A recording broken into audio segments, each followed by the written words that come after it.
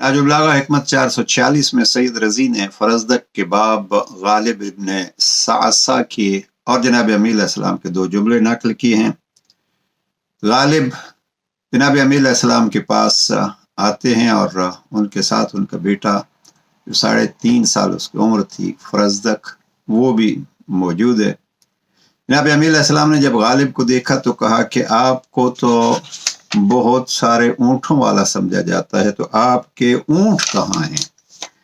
तो गालिब ने कहा कि मैंने वो ऊँट हुकूक की अदायगी में दे दिए हैं।